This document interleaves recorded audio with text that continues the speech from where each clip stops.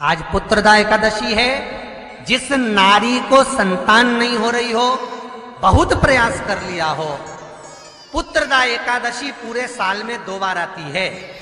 एक श्रावण के महीने में आती है, दूसरी पोषादिक्रम में आती है। ये संतान की वृद्धि करने वाली होती है। शंकर जी के मंदिर में जाकर, भगवान शिव के मंदिर में पूजन करके घी का 1 कटोरी में घी और 1 कटोरी में खीर शंकर के सामने रख देते हैं।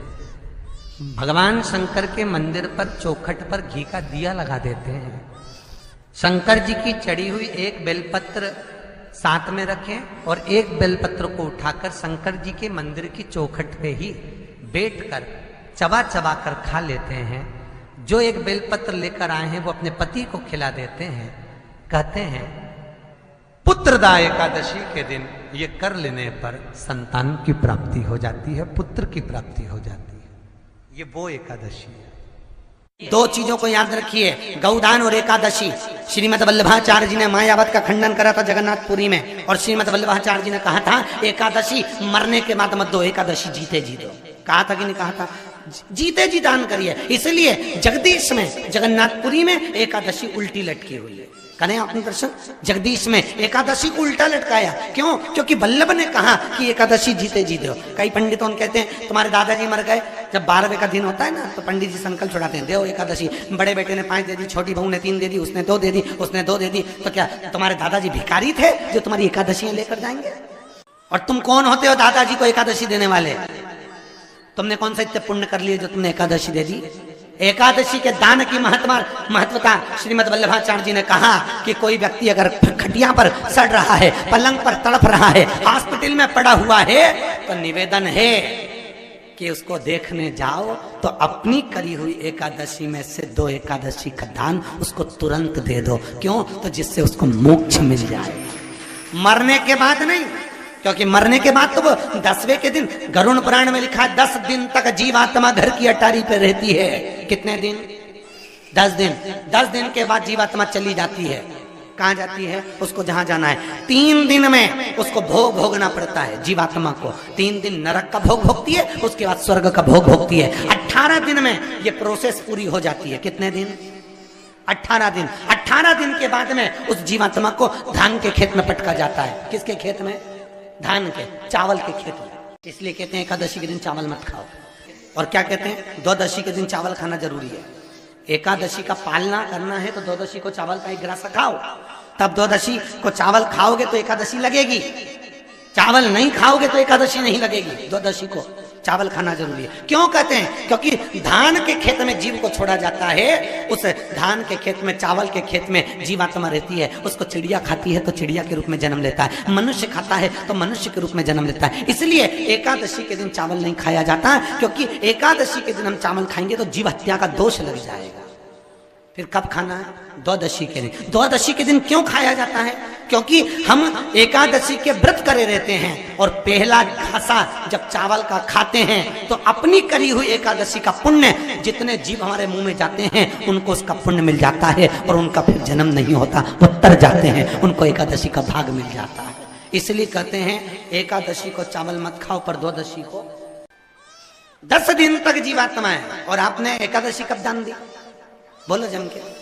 12वें के दिन, 13वें के दिन आपने एकादशी का दान दिया, वो मिली उनको? अरे बोलो अच्छे से।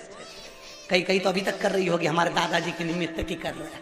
हमारे यहाँ तुलसी के कुंड का भी विधान है। गोल कुंडा है ऐश्वर्य देगा, चौकोर कुंडा है। आप लोग कई बार देखे होंगे किसी के यहाँ चौकोर तुलसी का क्यारा होता है, कुंडा होता है, वो वंश बढ़ाता है। षडाकृति का है, वो धन देता है, संपदा देता है। दोष हमारा है, हम तुलसी के कुंडे के नीचे शंकर जी को रख देते हैं। क्यों? कि यहीं तुलसी जी को पानी चढ़ाएंगे, यहीं शंकर जी को चढ़ा देंगे। तुलसी के कुंड के नीचे हम सर्पदेव को रख देते हैं, नाग देवता रख देते हैं, पानी चढ़ाएंगे। पात्री रख देते हैं, नहीं। दोष कैसा कुंड हो। 7 तरह के कुंडों का व्याख्यान तुलसी के रूप में कहा गया है महाराज। पहला गोल, दूसरा चौकोर, तीसरा षडाकृति, चौथा त्रिवेणी, 3 कोने वाला कुंडा। शास्त्र कहता है जिसके मार्ग घर में टुकड़े हो रहे हो, घर विभाजन की ओर हो रहा हो, तो 3 कोण का कुंडा घर में रखकर पूजा करने पर परिवार एक हो जाता है। 5वां, गार्डन में बिना कुंडे का, बिना कुंड का जो तुलसी का पौधा रोपित होता है, बिना कुंड के एक बगीचा जैसा बो दिया जाता है, तुलसी तुलसी उत्पन्न हो जाती है। महाराज वहां पर संपदा तो रहती है पर चिंता बहुत रहती है, टेंशन बहुत रहती है। क्यों? घर के दरवाजे के बाहर इतनी सारी बगीचे में तुलसा कर दी। कोई निकल कर जा रहा था, उसने थूक दिया, कोई निकल कर जा रहा था, उसने पानी डाल दिया, कोई श्वान ने, कुत्ते ने, किसी ने, बिल्ली ने गंदगी कर दी, उसका दोष आपको लगेगा। इसलिए कुंड के अंदर तुलसा का, तो वो धन तो देगा, जो तुमने बगीचे में तुलसा लगाई है, गार्डन तुलसा का करा, वो धन तो देगा, संपदा भी देगा, पर चिंता को बढ़ा देगा। 5वां महाराज। 6, तुलसी के कुंड को 3 धार पर लटका कर रखना।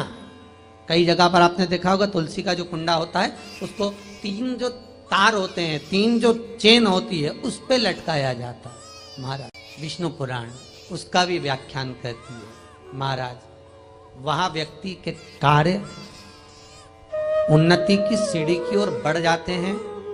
जैसे भोजन की थाली लग गई, भोजन तैयार हो गया, बस खाने बैठे हो और थाली खसक गई, समझ लेना कि तुलसी को अधर पर लटका कर रखा है। इसलिए कार्य तो हो रहे हैं, बनने वाले हैं, 4 दिन बाद ये काम होने वाला है, 8 दिन बाद ये काम होने वाला है, लग रहा है कि इसमें इतना फल मिलेगा, लग रहा है इस व्यापार को करेंगे तो इतना फायदा हो जाएगा, सब कुछ करा, लाखों रुपए लगा भी दिए, थाली मालूम पड़े खसक गई, अधर लटका है।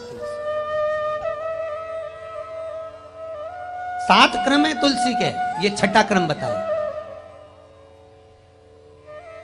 तुलसी का 7वां क्रम, तुलसी का 7वां क्रम है महाराज।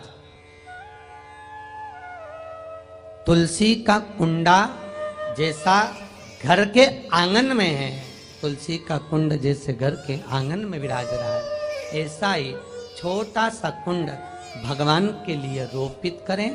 प्रतिदिन भगवान की सेवा करते समय तुलसी का कुंड सम्मुख रखकर उसकी आराधना करना, फिर उस कुंड को वापिस बाहर ले जाकर रखना, फिर दूसरे दिन पूजन के समय पर कुंड को लाकर रखना। हम तो यहां तक कहते हैं, विष्णु पुराण गर्ग संहिता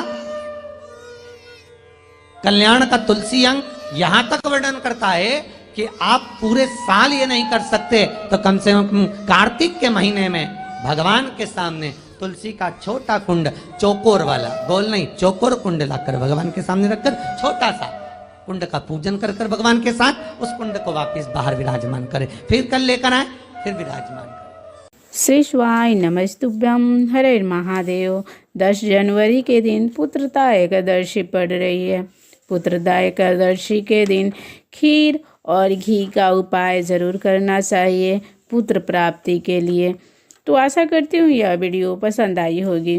वीडियो पसंद आई होगी तो वीडियो को लाइक करें, और हमारे यूट्यूब चैनल पर नए हैं तो चैनल को सब्सक्राइब ज़रूर कर लें, और कमेंट में ओम नमः शिवाय ज़रूर लिखें।